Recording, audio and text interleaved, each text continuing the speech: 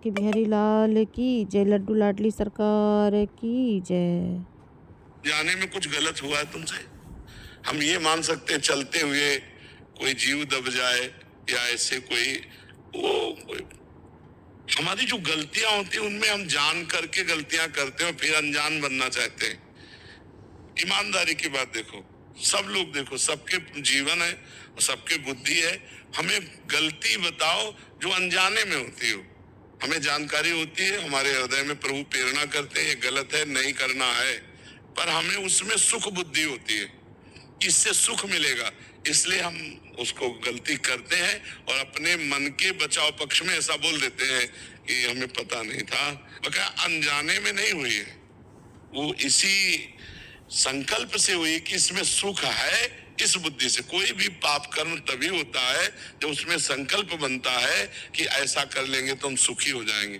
तो सुख की लालसा से चोरी, व्यभिचार, हिंसा, जितने पाप होते हैं वो सुख की लालसा से होते हैं। लेकिन कहीं अधर्माचरण से सुख मिलता है क्या? धर्म से सुख की प्राप्ति होती, तो परिणाम में उसे दुख ही भोगना पड़ता है। तो पहली बात तो अनजाना शब्द हम काटते हैं।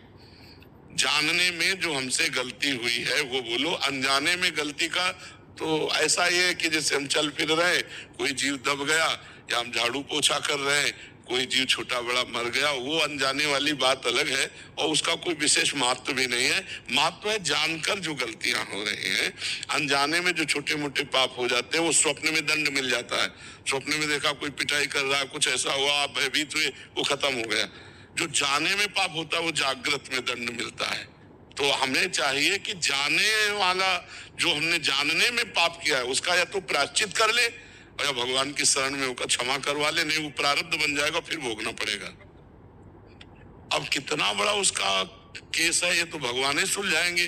जैसे एक दफा में 20 साल की सजा, 1 लाख का जुर्माना। अब एक अपराध हुआ है और 20 साल की सजा या आजीवन सजा और इतना जुर्माना, तो अब ऐसे ऐसे पाप हो चुके हैं जो ना सरकारी दंड मिला है राजकीय और ना हमने कोई प्रायश्चित किया है, तो वो सब जमा होके ब्याज दर ब्याज फिर हमें जन्म जन्म भोगना पड़ता है, जन्म जन्म। इसीलिए सर्वधर्मान परित्यज्य मामेकम शरणम ब्रज अहम त्वाम सर्व पापेभ्यो मोक्षयिष्यामि मा शुचा।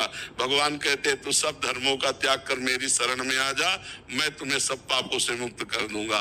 तो भगवान के चरणों का आश्रय और खूब राधा राधा राधा राधा नाम जप करो।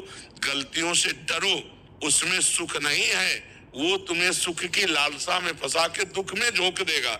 जितनी जेल भरी है वो सब सुख की लालसा से भरी है, इसी में सब पूरा आजीवन बर्बादी जितनी होती सुख की लालसा से जानबूझकर अधर्म आचरण करने से पाप होता है और वो पाप का दंड भोगना पड़ता है। जी समीर पुरी जी, जय श्री राधे। महाराज जी, पिछले कई